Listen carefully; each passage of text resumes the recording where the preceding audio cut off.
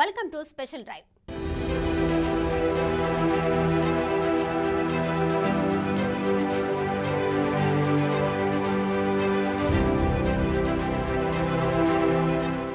లోక్సభ ఎన్నికల ముందు ఏఐసీసీ కీలక నిర్ణయం తీసుకుంది. రాష్ట్ర కాంగ్రెస్ పార్టీ వ్యవహారాల ఇన్ఛార్జ్ మాణిక్రావు ఠాక్రేను ఆ బాధ్యతల నుండి తప్పించింది. ఆయన స్థానంలో కొత్తగా దీపాదాస్ మున్షికి బాధ్యతలు అప్పగించడం ఆసక్తికరంగా మారింది. దేశవ్యాప్తంగా 12 రాష్ట్రాల ఇన్ఛార్జీలకు మార్చిన పార్టీ యూపీ బాధ్యతల నుంచి కాంగ్రెస్ పార్టీ అగ్రనాయకురాలు ప్రియాంక గాంధీ కూడా తొలగించింది.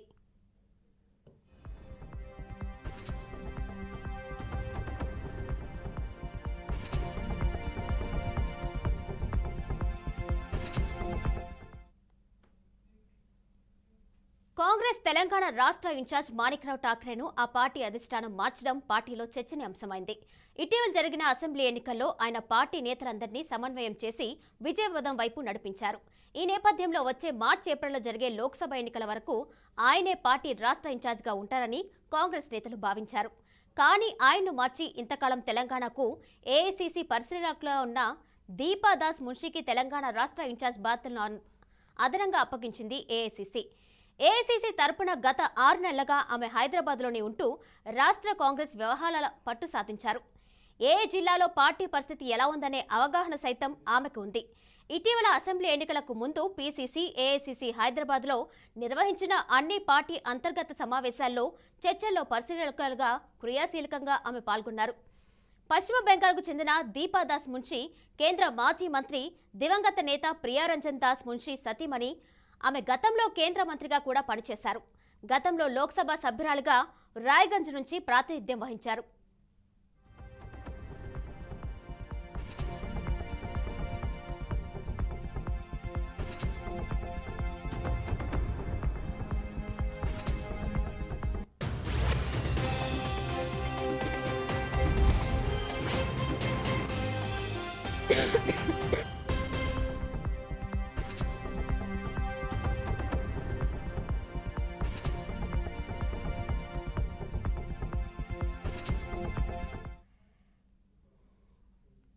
రాష్ట్ర కాంగ్రెస్లో నేతలను ఐక్యంగా ముందుకు నడిపించడంలో, అనుబంధ విభాగాలను సమన్వయం చేయడంలో మాణిక్రావు ఠాక్రే ఏడాది కాలంగా చొరవ చూపారు.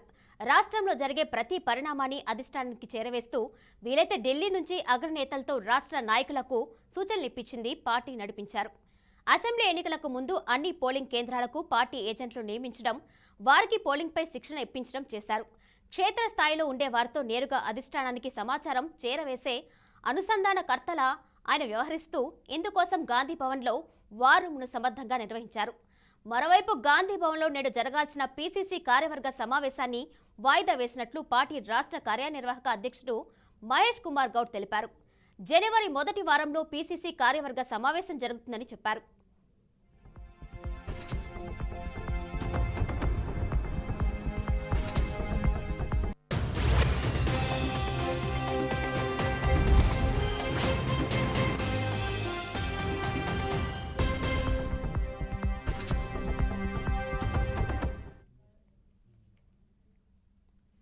ఇటీవలి అసెంబ్లీ ఎన్నికల్లో గెలుపుతో రాష్ట్రంలో అధికారం చేపట్టి జోష్ మీదున్న కాంగ్రెస్ పార్టీ వచ్చే పార్లమెంట్ ఎన్నికల్లోనూ మంచి ఫలితాలు సాధించాలి అని ఉవ్విళ్లూరుతుంది. మొత్తం 17 పార్లమెంట్ స్థానాలకు గాను 1, 2 మినహా అన్ని స్థానాల్లో విజయం సాధించాలనే పట్టుతో ఉన్న కాంగ్రెస్ ఇప్పటికే గ్రౌండ్ వర్క్ చేస్తుంది. అటు కర్ణాటకలోనూ ఇటు తెలంగాణలోనూ అధికారం చేపట్టడంతో దక్షిణాది రాష్ట్రాల నుంచి మెజార్టీ సీట్లు వస్తాయని ఆ పార్టీ ఆశిస్తుంది. దేశవ్యాప్తంగానూ ఇండియా కూటమితో కలిసి పనిచేయడం ద్వారా పార్లమెంట్ ఎన్నికల్లో ఆశించిన ఫలితాల కోసం దృష్టి పెడుతుంది కాంగ్రెస్ పార్టీ. అందులో భాగంగానే 12 రాష్ట్రాల పార్టీ ఇన్ఛార్జీలను మార్చింది. కాంగ్రెస్ అగ్రనాయకురాలు ప్రియాంక గాంధీని కూడా ఉత్తరప్రదేశ్ బాధ్యతల నుంచి తప్పించింది కాంగ్రెస్ హైకమాండ్.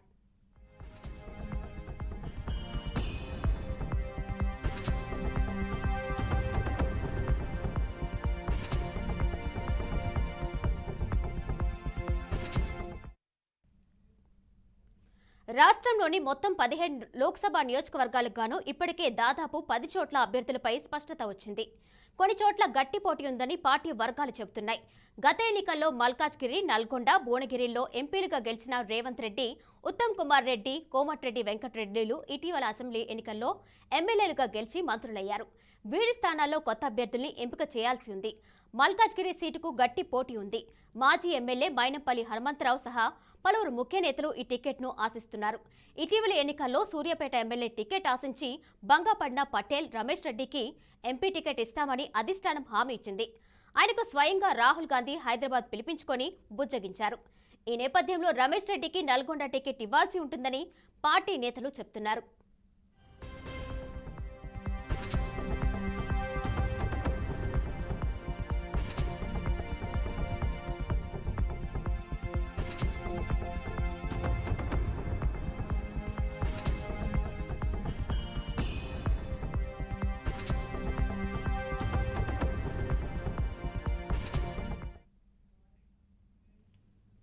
దీనిపై మరింత సమాచారం కృష్ణవేణి అందిస్తారు. Krishnaveni, over to you.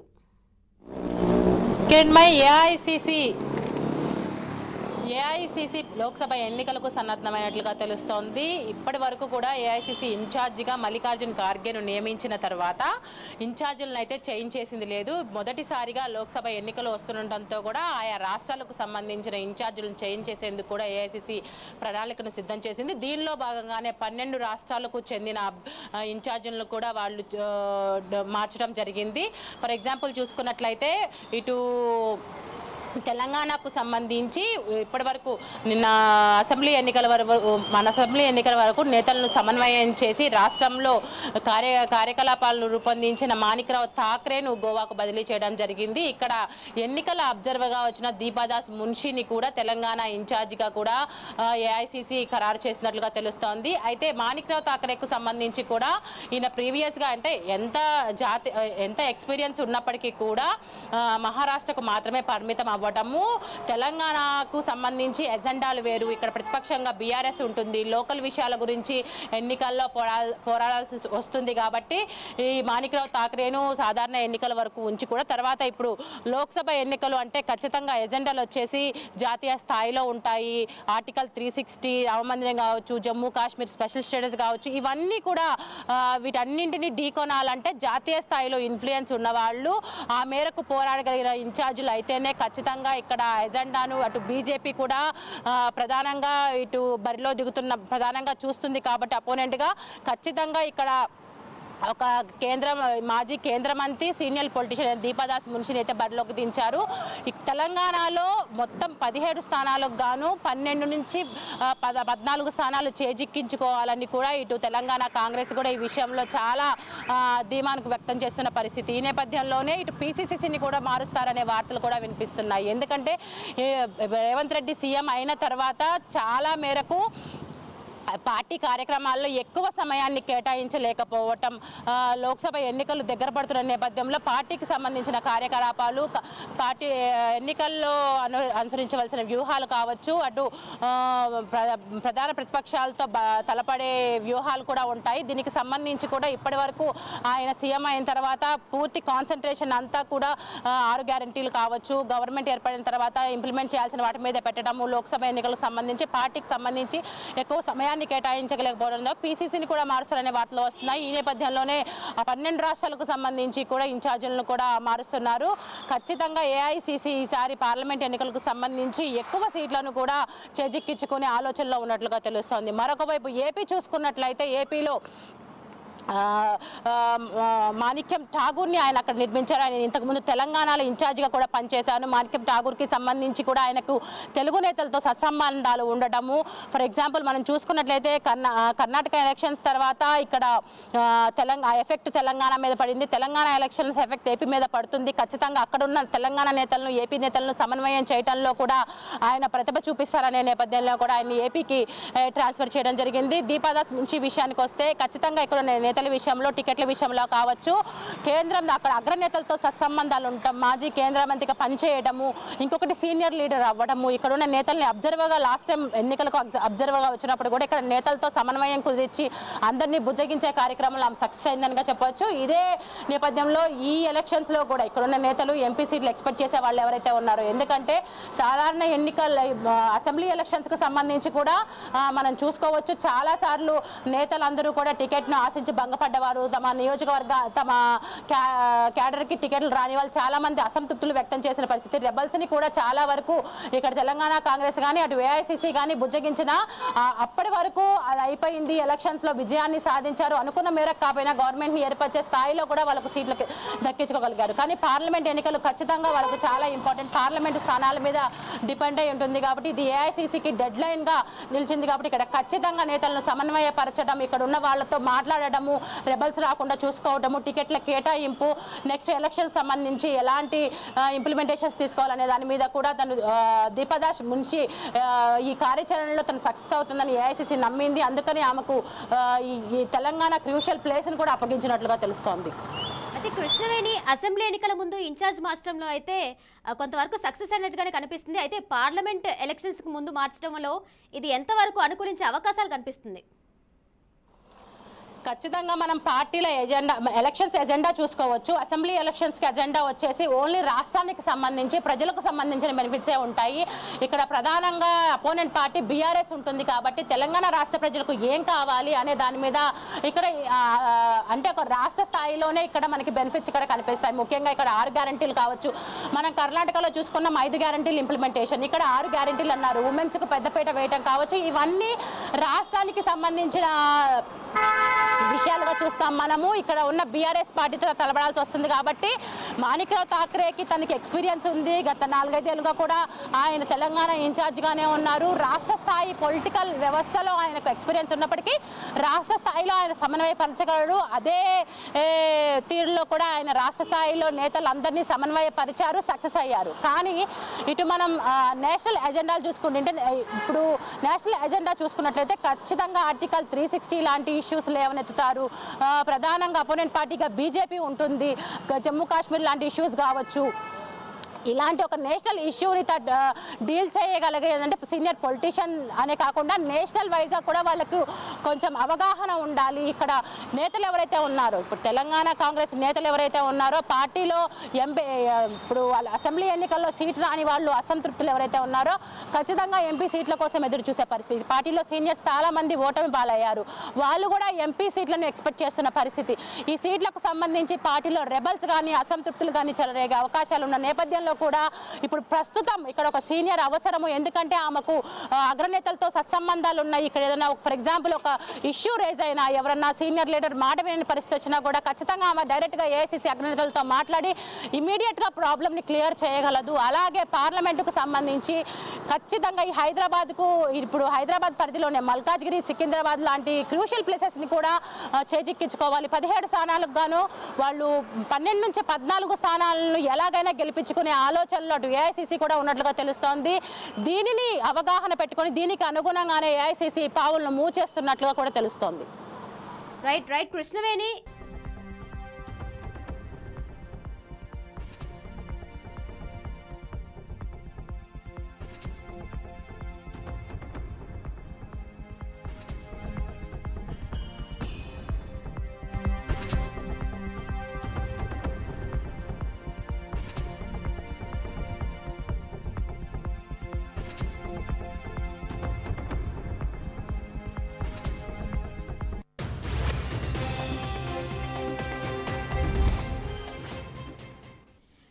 Kaushik గారు, అసెంబ్లీ ఎన్నికల ముందు ఇన్ఛార్జీలు మార్చడంలో సక్సెస్ అయినటువంటి వ్యూహం పార్లమెంట్ ఎలక్షన్స్ ముందు మార్చారు కాబట్టి ఇది ఎంతవరకు అనుకూలించే అవకాశం ఉంది? ఖచ్చితంగా జాతీయ స్థాయిలో కాంగ్రెస్ పార్టీ అధికారంలో ఉందని చెప్పేసి ప్రజలంతా కోరుకుంటా ఉన్నారు. దానిలో భాగంగా కాంగ్రెస్ పార్టీ కూడా తీవ్ర కసరత్తు చేస్తా ఉంది. ఖచ్చితంగా రేపు జరగబోయే పార్లమెంట్ ఎలక్షన్ లో కాంగ్రెస్ పార్టీకి మంచి ఓట్లు, సీట్లు రాబోతా ఉన్నాయి. అదే కాకుండా ఇండియా కూటమి కూడా అధికారం రావాలి కాబట్టి ఒక్కొక్క రాష్ట్రాన్ని ఒక్కొక్క ఉద్దేశంతో అంటే ఆలోచించే క్రమంలో మిగతా పార్టీతో పొత్తు పెట్టుకోవాలి. కాబట్టి జాతీయ స్థాయిలో కూడా ఎవరి అవసరం ఎక్కడ ఉంటే అక్కడ మార్చే క్రమం. తెలంగాణ రాష్ట్రంలో ఆల్రెడీ అధికారం ఉన్నాం కాబట్టి తెలంగాణ రాష్ట్రంలో అట్లాంటి పరిస్థితి ఉండదు కాబట్టి మిగతా సీనియర్ నాయకుల అవసరం ఉంది కాబట్టి వారి అవసరాల దృష్ట్యా మిగతా రాష్ట్రాల్లో వారి ఇన్ఛార్జిగా మార్చిన సందర్భం. ఏదేమైనప్పుడు కూడా ఈసారి జరగబోయే ఎలక్షన్ లో జాతీయ స్థాయిలో 28 రాష్ట్రాలు ఉంటే ఆంధ్ర రాష్ట్రం మినహా జాతీయ స్థాయి 28 రాష్ట్రాల్లో కాంగ్రెస్ పార్టీ చాలా బలంగా ఉన్నది. దానికి ఎగ్జాంపులే మన జరిగినటువంటి ఉత్తరప్రదేశ్ లో మున్సిపల్ ఎలక్షన్ జరిగితే కాంగ్రెస్ పార్టీ ఓట్లు, సీట్లు పెరగడంతో అయోధ్య లాంటి ప్లేస్ లో కాంగ్రెస్ పార్టీ గెలిచింది. అదే కాకుండా అక్కడ ఎస్పీ పార్టీ థర్డ్ నెట్టి కాంగ్రెస్ పార్టీ సెకండ్ వచ్చిన సందర్భం. అదే కాకుండా పశ్చిమ బెంగాల్లో ఎమ్మెల్యే చనిపోతే బై ఎలక్షన్లు వస్తే కాంగ్రెస్ పార్టీ టీఎంసీని అదేవిధంగా భారతీయ జనతా పార్టీ ఓడించి కాంగ్రెస్ పార్టీ 23,000 మెజార్టీతో గెలవడం జరిగింది. అందుకే టీఎంసీ పార్టీ పొత్తుకు రావడం జరిగింది. అదే కాకుండా ఢిల్లీ మున్సిపల్ కార్పొరేషన్ జరిగితే కాంగ్రెస్ పార్టీ ఓట్లు సీట్లు పెరిగినాయి కాబట్టి అక్కడ కేజ్రీవాల్ గారు పొత్తుకు రావడం జరిగింది. కాబట్టి జాతీయ స్థాయిలో కాంగ్రెస్ పార్టీ చాలా బలపడతా ఉంది. దానికి ఎగ్జాంపుల్ మన వచ్చినటువంటి సిఎస్ బేస్ సర్వేలో చాలా స్పష్టంగా కాంగ్రెస్ పార్టీ ఓటు బ్యాంకు దాదాపు 15% వరకు పెరిగిందని చెప్పేసి చెప్పడం జరిగింది. అంటే గతంలో 2019 ఎలక్షన్ లో కాంగ్రెస్ పార్టీకి 19% ఓట్లు వచ్చినాయి, 53 స్థానాలు గెలిచి 202 స్థానాల్లో సెకండ్ ఉండే.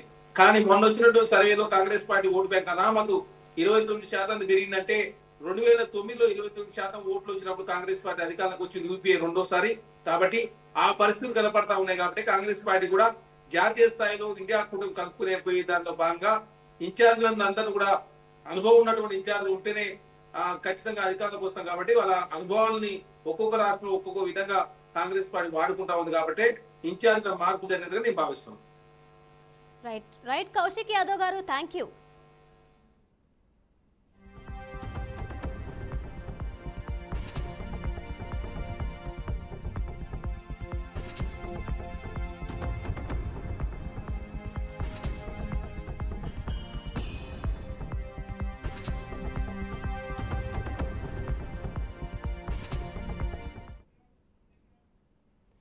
అయితే ఈ నియోజకవర్గం నుంచి తమకు అవకాశం ఇవ్వాలని మాజీ మంత్రి జానారెడ్డి ఆయన తనయుడు రఘువీరెడ్డి పట్టుబడుతున్నారు. ఇక భువనగిరి టికెట్ పీసీసీ ఉపాధ్యక్షుడు చామల కిరణ్ కుమార్ రెడ్డికి దక్కవచ్చన్న ప్రచారం జరుగుతుంది. ఎంపీ టికెట్పై హామీ పొందడంలోనే చామల అసెంబ్లీ ఎన్నికల్లో తన సొంత నియోజకవర్గమైన తుంగతుర్తిలో గట్టి ప్రచారం చేసి పార్టీ అభ్యర్థి విజయానికి కృషి చేశారని పార్టీ వర్గాలు చెబుతున్నాయి. మరోవైపు భువనగిరి టికెట్ను బీసీలకు ఇవ్వాలని కొందరు నేతలు ప్రయత్నాలు చేస్తున్నారు.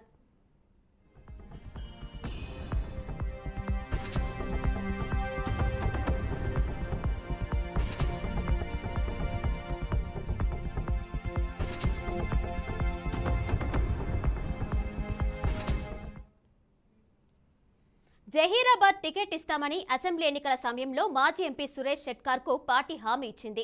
ఆయనకు తొలుత నారాయణఖేడ్ అసెంబ్లీ స్థానంలో పోటీకి బీఫామ్ ఇచ్చిన నామినేషన్ల దాఖలు గడువు చివరి రోజున దాన్ని వెనక్కి తీసుకుని సంజీవ్ రెడ్డికి ఇచ్చారు. షెట్కార్ కు జహీరాబాద్ నుంచి లోక్సభ ఎన్నికల్లో పోటీకి అవకాశం ఇస్తామని అధిష్టానం బుచ్చగించింది. ఇటీవల అసెంబ్లీ ఎన్నికల్లో ఓడిపోయిన వారిలో కొందరు బలమైన నేతలను లోక్సభ బరిలో దింపాలని పార్టీ యోచిస్తున్నట్లు సమాచారం. జగిత్యాల అసెంబ్లీ స్థానంలో ఇటీవల ఓడిపోయిన మాజీ మంత్రి జీవన్ రెడ్డిని నిజామాబాద్ లోక్సభ నియోజకవర్గం నుంచి బరిలోకి దింపాలని పార్టీ ముఖ్య నేతలు ప్రయత్నిస్తున్నారు. అనిల్ కూడా నిజామాబాద్ టికెట్ను ఆశిస్తున్నారు.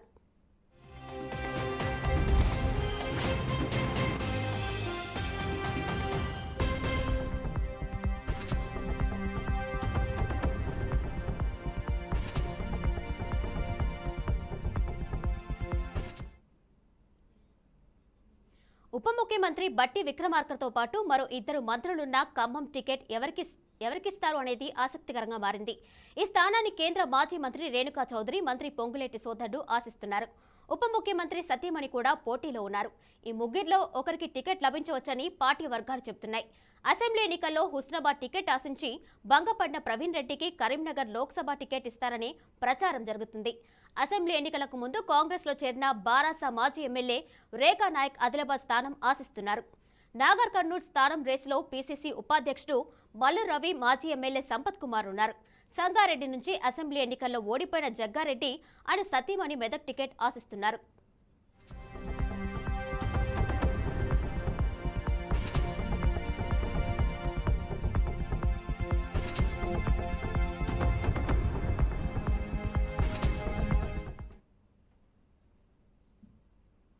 చేవెళ్లలో బలమైన అభ్యర్థిని దింపాలని పార్టీ నేతలు భావిస్తున్నారు. భాజపాకు చెందిన మాజీ ఎంపీ లేదా బారాసకు చెందిన మాజీ మంత్రి కాంగ్రెస్ తరపున పోటీ చేయవచ్చనే ప్రచారం ఉంది. మహబూబాబాద్ లో కేంద్ర మాజీ మంత్రి బలరాం నాయక్ లేదా నెహ్రూ నాయక్, వరంగల్లో అద్దంకి దయాకర్ లేదా మాజీ ఎంపీ రాచయ్య, సికింద్రాబాద్ లో అనిల్ కుమార్ యాదవ్ లేదా అంజన్ కుమార్ యాదవ్, మహబూబ్ నగర్ లో సిడబ్ల్యూసీ ప్రత్యేక ఆహ్వానితుడు వంశీచంద్ రెడ్డితో పాటు బారాసకు చెందిన మరో నేత పోటీ పడుతున్నారు. హైదరాబాద్, పెద్దపల్లి స్థానాల్లోనూ బలమైన అభ్యర్థుల్ని బరిలో నిలపాలని ముఖ్య నేతలు యోచిస్తున్నారు. లోక్సభ ఎన్నికల్లో విజయం సాధించేందుకు చేపట్టాల్సిన కార్యాచరణపై జనవరి మొదటి వారంలో గాంధీ భవన్లో నిర్వహించే పీసీసీ విస్తృత స్థాయి సమావేశంలో చర్చించే అవకాశాలున్నాయని పార్టీ వర్గాలు తెలిపాయి.